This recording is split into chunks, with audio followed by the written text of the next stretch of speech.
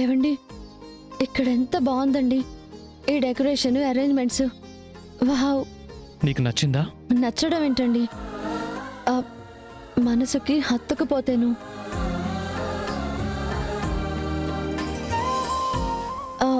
అవును, ఇక్కడ ఎవరు లేరేంటి? మనం ఉన్నాం కదా.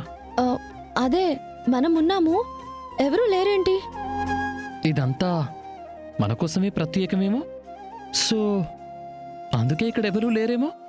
ఏంటండి ఏమంటున్నారు? ఈ పిచ్చి మొద్దుకు వాడి ప్లాన్ ఇంకా అర్థమైనట్టు లేదు. వాడేదో దాన్ని వర్కౌట్ చేసుకునే పనిలో ఉన్నాడు. లవ్ ప్రపోజ్ చేస్తాడేమో అనిపిస్తోంది. ఇప్పుడెలా? తింగర్దల్లా ఏంటా ప్రశ్న? వాళ్ళ మధ్య ఉన్న గ్యాప్ ఈ ప్రపోజ్తో పోవటం పక్కా. నువ్వే ఏదో ఒకటి చెయ్యాలి. నేనేం చేయను. ఈరోజు నా లైఫ్లో స్పెషల్గా మిగిలిపోతుంది శరణ్య. ఎందుకలాగా? ఎందుకంటే ఇవాళ నాలో దాగున్న మాటలన్నీ ప్రవాహమై ఒక అందమైన కెరటమై నీ ముందుకు రాబోతున్నాయి.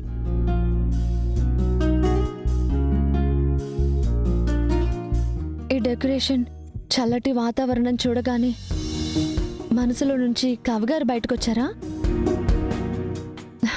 అందమైన మాటలతో మాల కడుతున్నారు. కవి కాదు, మనసుకు బిగిసిన సంకెళ్లను తెంచుకొని నేను నాలాగే బయటకొచ్చాను. అలా బయటకొచ్చిన నేను నీతో మాట్లాడాల్సిన మాటలు ఇంకొన్ని మిగిలిపోయాయి శరణ్య. మాటలు మిగిలిపోవడం ఏంటి? ఏంటా మాటలు?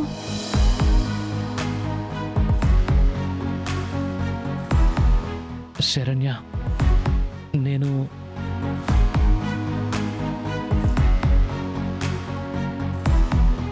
నేను నేను సార్, కాపాడండి sir. Help me sir, help me. Soumya, please sir, కాపాడండి. కాపాడండి సార్, కాపాడండి. సౌమ్య, ఏమైంది? రౌడీలు సార్, రౌడీలు తరుముతున్నారు. తప్పించుకొని ఇలా వచ్చేసాను sir. Please sir, help me sir. ఇక్కడ ఎవరు రౌడీలు కనిపించట్లేదు కదా సౌమ్య, ఎక్కడ వాళ్ళు? ఏమో మేడం, నేను ఒంటరిగా వస్తుంటే ముగ్గురు రౌడీలు వెంబడించారు. చాలా భయమేసింది మేడం. లక్కీగా మీరు కనిపించారు, లేకపోతే నా పరిస్థితి ఏమయ్యేదో. ఏవండి, పాపం సౌమ్య చాలా భయపడిపోతుందండి. చూడండి ఎలా వణిగిపోతుందో. అవును శరణ్య. ఏవండి, సౌమ్యని ఆటోలో నేను వాళ్ళ ఫ్లాట్ దగ్గర డ్రాప్ చేస్తాను. మీరు ఆటోని ఫాలో చేస్తూ ఉండండి. అక్కడి నుంచి అలాగే మనం ఇంటికి వెళ్ళిపోదాం.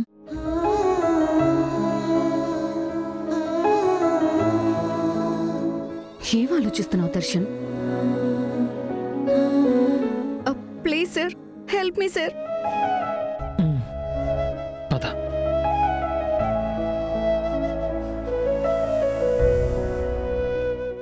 పద సౌమ్య, పద.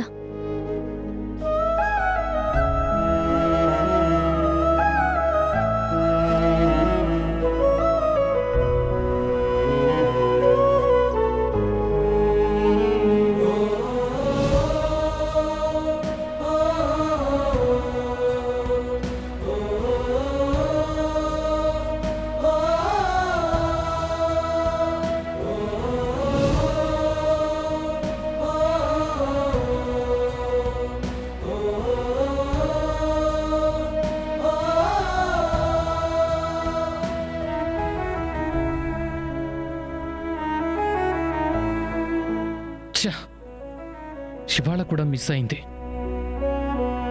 మళ్ళీ ఇలాంటి ఛాన్స్ ఎప్పుడు వస్తుందో.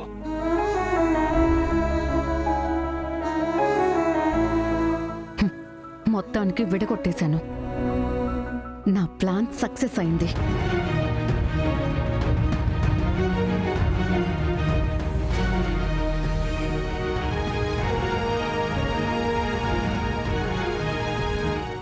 త్వరగా పద, అమ్మొచ్చిందంటే అయిపోతాం. అయ్యో,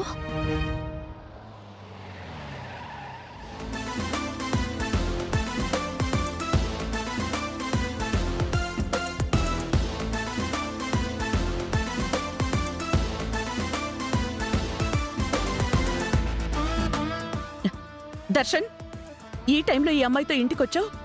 ఎవర్రా తను? అది అమ్మా, ఏంటా తడబాటు? అసలు ఏం చేస్తున్నావురా నువ్వు? ఇంట్లో నీ భార్య ఉందన్న విషయం మర్చిపోయావా? రోడ్డు మీద ఎక్కడెక్కడో ఈ అమ్మాయితో తిరిగొస్తున్నావు. ఏయ్, బుద్ధి లేకుండా ఇంకా మొహం దాచుకుంటున్నావేంటి? బయటికి రా. అమ్మా, నీకే చెప్పేది, చెవులు పనిచేయట్లేదా? రా బయటికి.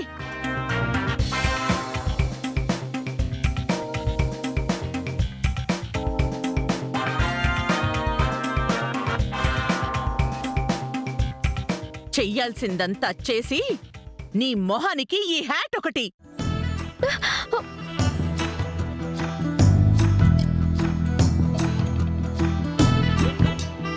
తలెత్తు.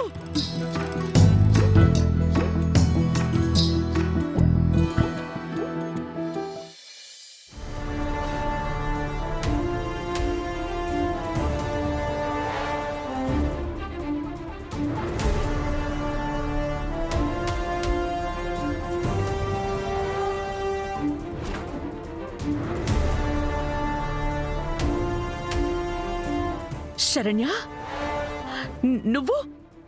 నువ్వేనా? తనేమా? నేనేనండి. ఎప్పుడూ లేంది. ఏంటమ్మా ఈ అవతారం? ఏమైంది నీకు? అయ్యో అత్తయ్య గారు, నాకేం అవ్వలేదండి.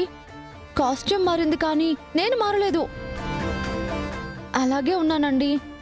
ఈయనే పార్టీ ఉందని చెప్పి వద్దంటున్నా వినకుండా ఇలా డ్రెస్ వేయించి తీసుకెళ్లారు.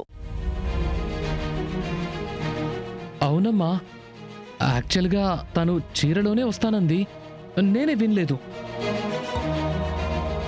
సారీ అత్తయ్య గారు, మీరు నన్ను ఇలా చూస్తే తిడతారని తెలుసు గాని ఈయన అడిగేసరికి కాదనలేకపోయాను. ఇంకెప్పుడు మీరు ఇబ్బంది పడేలాగా ఇలాంటి బట్టలు వేసుకోనండి. సారీ అత్తయ్య గారు.